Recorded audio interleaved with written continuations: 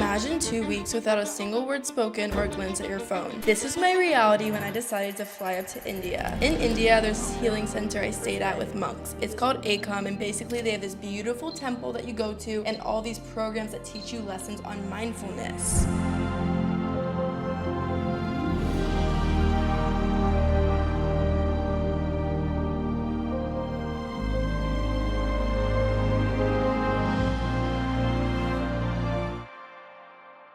I cannot believe I thought this would be an enjoyable getaway, but reality hit me immediately once my friend dropped me off at the airport, and as I was making my way through, thoughts were rushing to my head of how terrifying it will be to not have my phone. The idea of not being on my phone for 2 weeks made me excited because I've been needing to do this, but as I was on a 22-hour flight to India, I had some time to process what this really meant, which is terrifying because I have been addicted to my phone all of my life, and now it will just be gone. Finally, we arrived to India. It was so hot. I felt super out of my comfort zone. It was just like a whole other world I have not experienced before. Things were moving a lot faster there with more traffic, more talking. It was louder. After a 2-hour taxi ride at 3 a.m., we finally arrived. I got to my room. We came 3 days early to settle from jet lag. So during those 3 days, I was enjoying my phone and my freedom as much as possible, because once the program starts, my life won't revolve around my phone and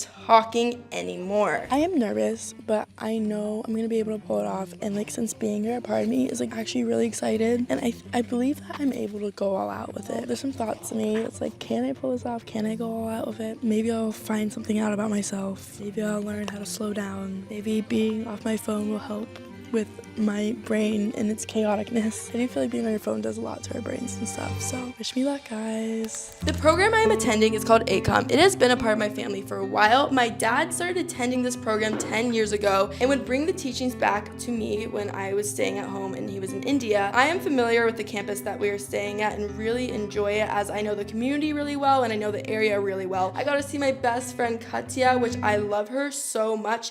She has been a part of this journey with me of mindfulness, and we're both the same age. Friends like these, where you guys are both on the same type of path, are just such a deeper type of connection. Once we reunited, there was just so much love between us. We were just so blissful and excited to be in each other's presence. We were dancing, we were singing, I was showing her all my favorite music. We just got to do goofy girl activities. These were the best ways to celebrate my last 3 days of the real world activities of talking and being on my phone. What I really saw in you was this brilliance in spirit and the joy of the simple things, also really wanting to contribute to young women. That was, again, at the beginning, and then we were starting to work things out on how you were going to do this, and you were so receptive to my guidance, and so much in gratitude of just our co-creation. After my first week of going through this intense process, I finally got my phone back and I got to catch up with my family, and then I gave it to them and I had to emerge back into the process. The first week was really hard on me because I knew I was addicted to my phone, but I didn't know I was addicted to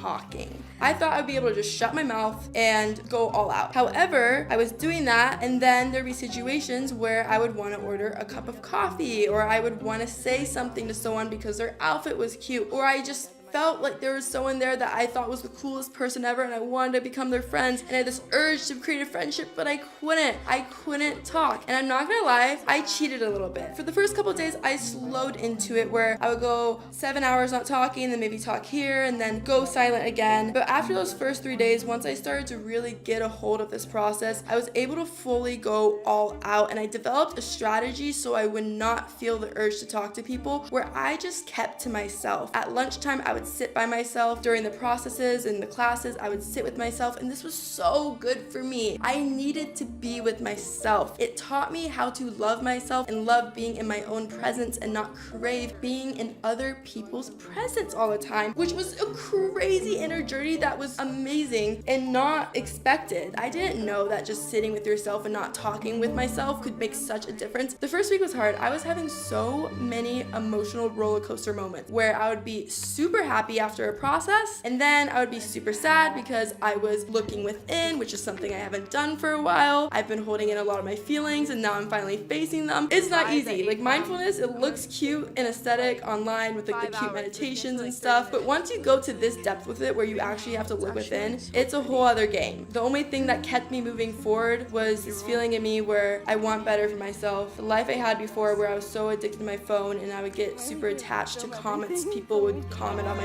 posts and to social media. Into this being so anxious and worried, and now I'm seeing it's like the best thing for me. I gotta go on my phone today for the first time in a week, and it was like literally a foreign object to me. I was like, what is this? And I'm kind of excited to get my phone back. Like I get my phone for a night and that's it, and then I have to give it back in the morning, and I'm excited to go back to like my little life I've built here where I'm not talking and I'm more centered and I'm like silencing all the noise in my head. We just have so many pointless thoughts. And now it's the last day and I'm gonna go back to the US, and I'm just worried about how I'm gonna adjust to that, because the way I've been when I was in the US, I was so much more fast. My thoughts were all over the place, and now I've had a chance to actually just slow down and be in the moment. What a freaking journey. Thank you for coming along with me.